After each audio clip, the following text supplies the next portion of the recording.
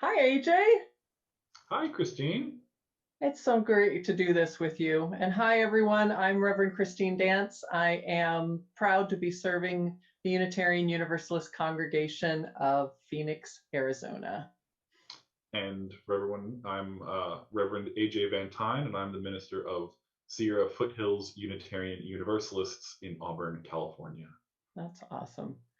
And this is so cool to talk about this, AJ, because some people have their favorite books or movies or, shows that might shape them. But you and I have something in common because Pokemon was important to both of us. Yeah, I'm very much a child of the '90s in many ways, and some of my earliest video game memories were playing the original Pokemon games. Right, it was this wonderful world to dive into and experience. And then more recently, it's also been something that Ada and I have enjoyed playing some of the more recent games as part of our distraction slash self care during the pandemic. Amen to that. Yeah, and I actually played it as well, but I did it more for a profession. One of my many careers before ministry is I was the brand manager at Hasbro Toys, in charge of the Pokemon brand. So it was kind of a fun part of my job that I got to actually launch Pokemon. Like when it first came out, we didn't think it was going to be anything, and all of a sudden became this worldwide sensation.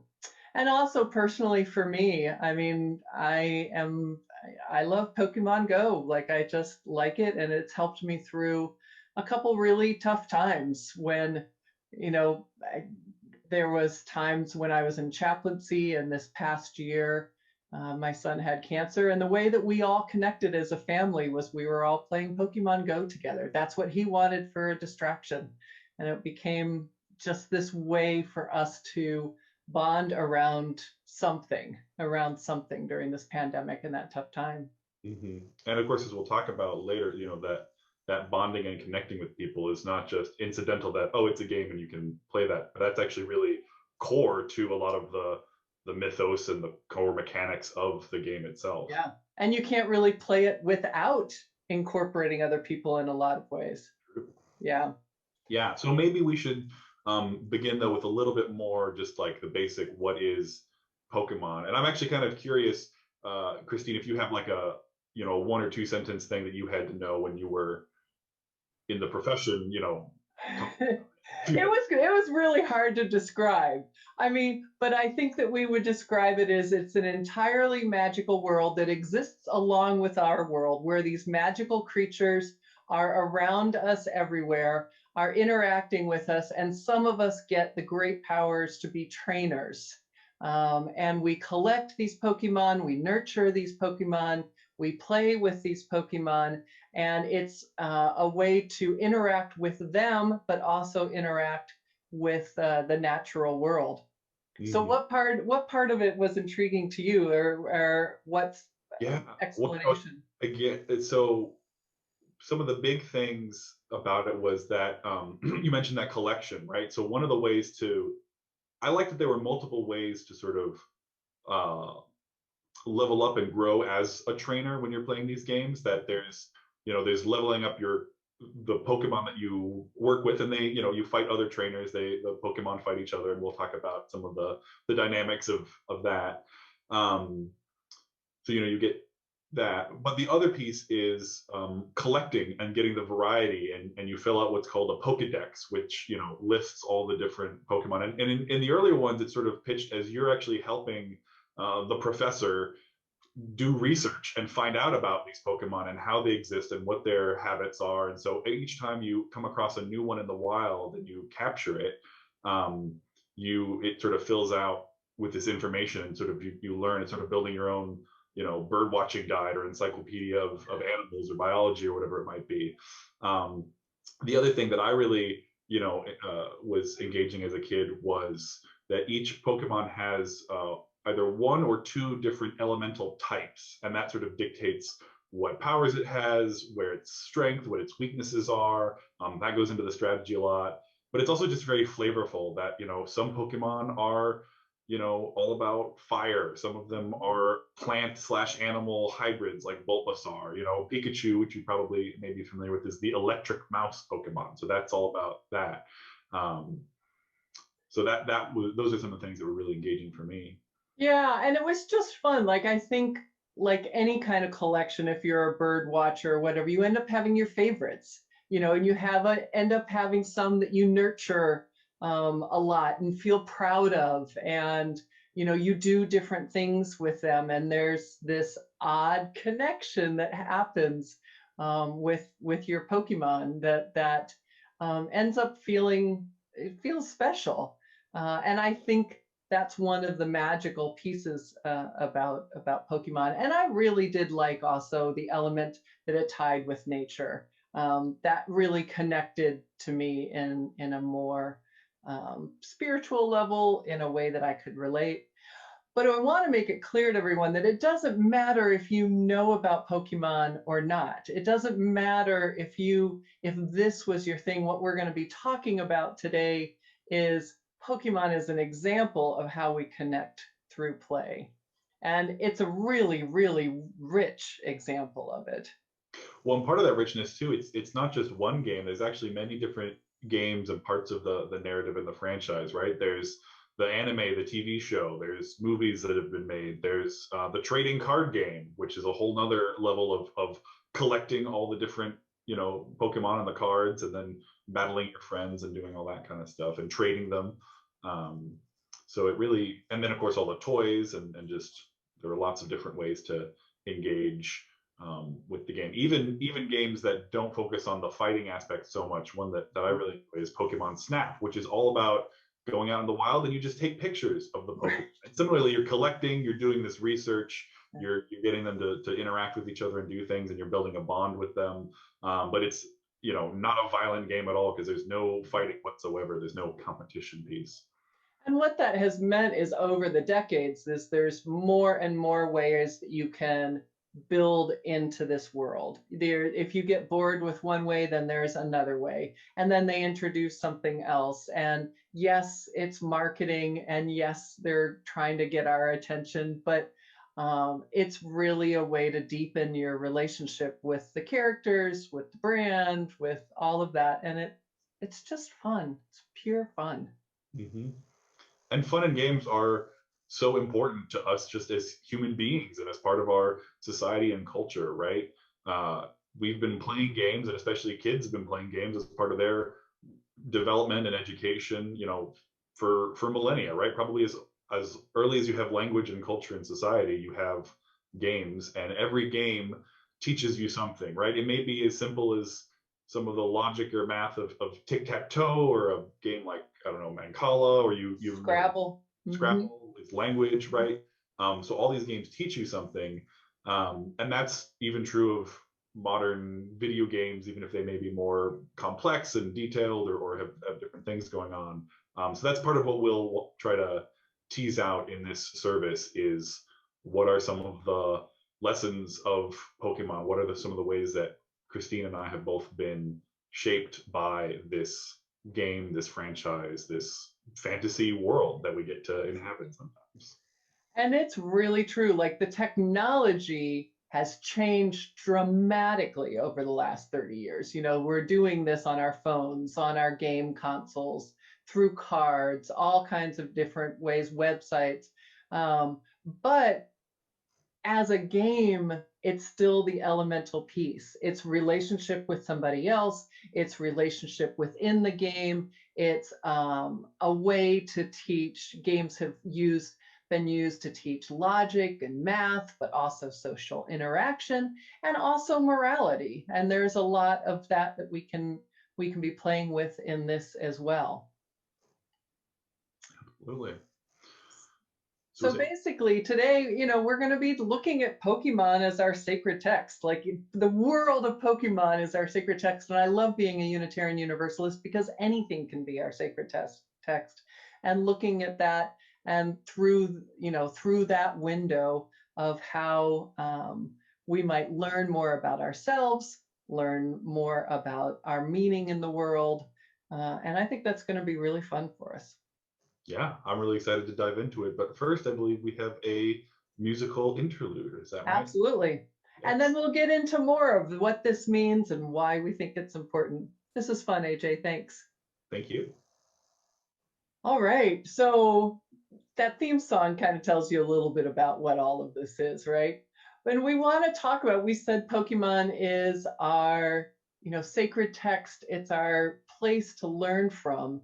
And, so we're going to dig in a little bit more about what that means and what we can learn from it. Again, whether you're into Pokemon or not, you can think about what were the games and what were the stories that have had meaning for you.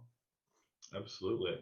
So one of the big things, like we talked a little bit about this already, is that shared experience, that it's about connection and relationship and play. So let's dive into that a little more, right? So we talked. There's the relationship that you play the role of the trainer, and you build your relationship with the Pokemon that you're working with and that you're training, and you also develop relationship with your friends. Now, in the anime, this was more fleshed out because there's Ash, Misty, and Brock, the sort of three friends who go along on their adventures together.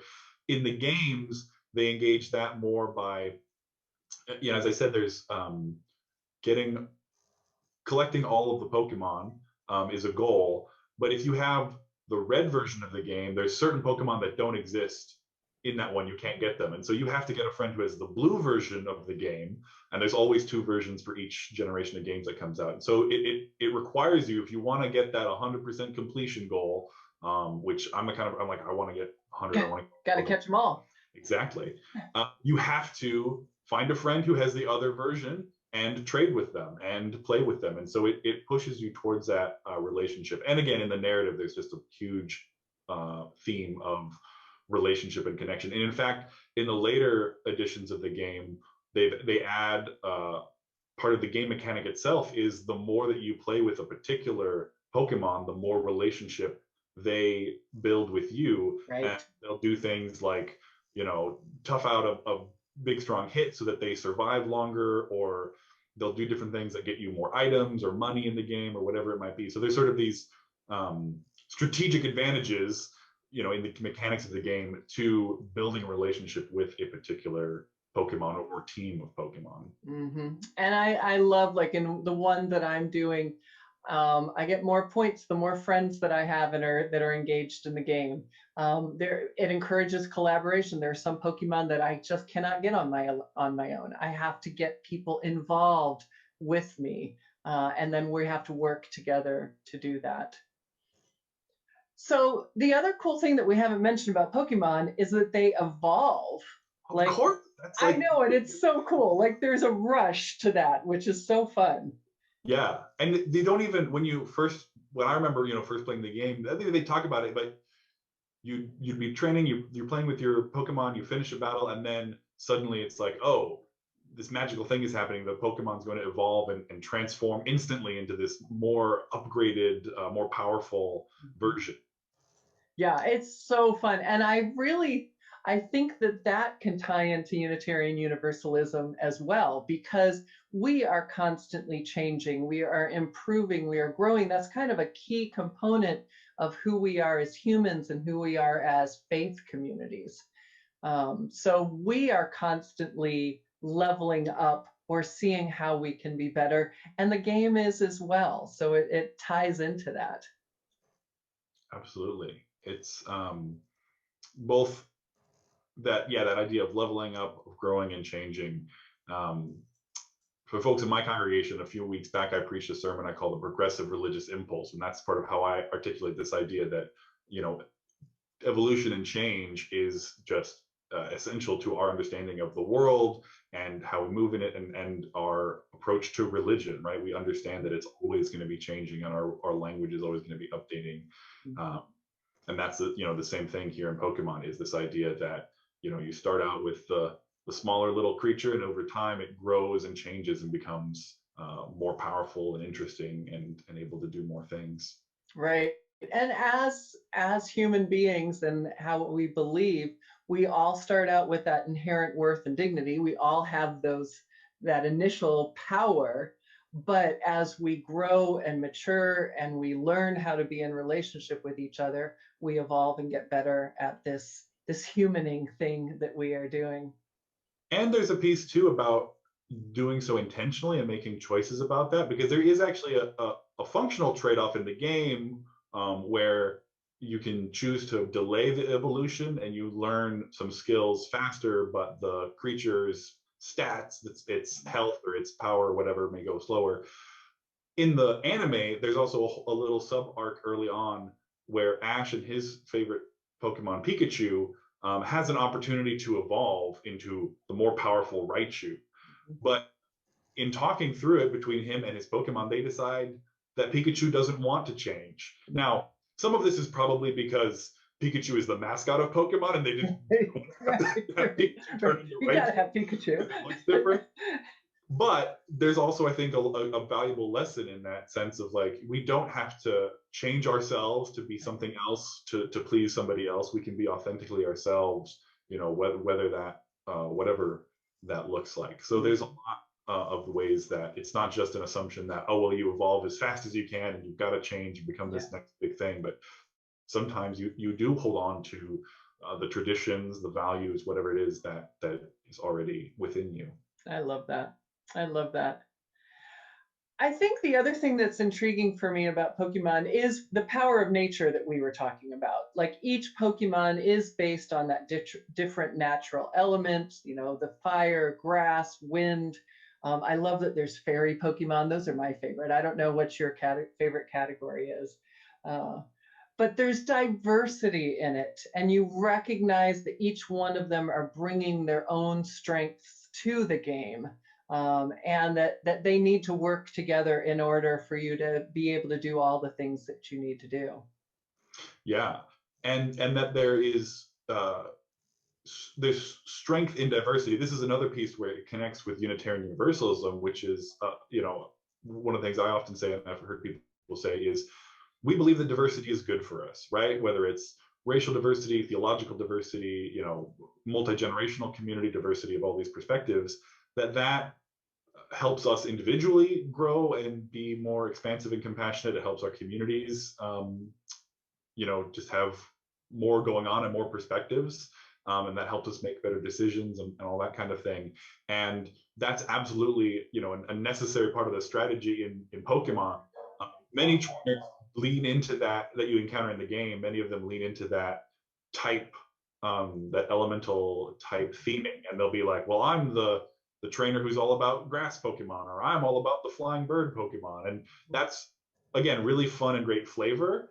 But part of the sort of secret advantage you have as the human main character is that you can actually create your team with a diversity of different types, right, so that you have a Pokemon available for whatever situation you arise in, because the different types really, that's where strength and weaknesses come into play, right? A water Pokemon is much more powerful against a fire Pokemon. Fire is good against grass, and grass for some reason is powerful against water. I guess it just sort of soaks up the water. Right. Yeah, and I love that. But you recognize the gifts that each of them are bringing. It's part strategy, but it's also recognizing that, you know, the gifts and talents of each of the Pokemon as well as yourself, in that, which is awesome. The other thing that I like, I mean, it, you know, the theme song that we heard said it nice and clearly. It said, "You teach me, I'll teach you." And this idea that we also have in Unitarian Universalism of this mutual teaching and learning. There is not one power that says, I know it all, that we're always learning, we're always growing.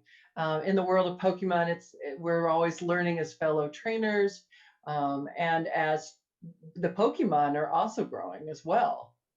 Mm-hmm.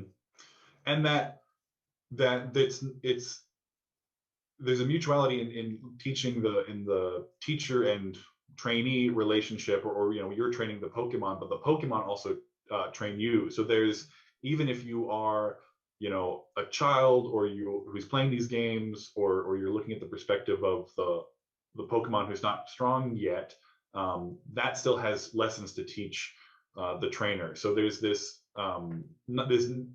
rejection of the assumption that the, older, more established, more empowered people have all the knowledge, and they just pass that on Right. down to the trainer. It's actually in the animes and everything, right? There are adults in the world, but it's a group of 10-year-olds who go out and discover all these mythical legendary Pokemon and learn all these new things and develop all these great relationships. So there's a huge, I think, evening of that playing field of power there. That's awesome. Yeah, it's very, very empowering. And there is this sense, also the line that you're my best friend in a world that we must defend. And like many games, there it is kind of clear who is good and who is evil. And we are choosing to promote the good. It does get, it does get complicated, like life itself, and as how we as UUs struggle with evil and good and how that is. It's not always clear, so that's an important element there as well. Yeah. Well, maybe we can talk about some of that where it's a little less clear as we talk about some of our more critiques, looking critically at Pokemon, because it's it is at the end of the day a franchise designed to make money and sell toys and be entertaining. And it has all these good things in it, but there's also a couple pieces. Riverstein, you had. Yeah, I think we see this, once we learn to look critically in the world, we see it through our literature and our movies, where it's like, oh, that was kind of icky what they did, or I didn't, I have to think about that. And the truth is there is a colonizing element of Pokemon where it's all about catching them all. I am coming in to them wandering in the world and I'm collecting them, sometimes against their will. The idea that I've got to collect them all. And, while it's a key part of the game, I also look at it and go, is this really is this elevating me as the person who gets to play God in their life, who chooses to capture them, even though we're working together? There's an awful lot of power that I have in that.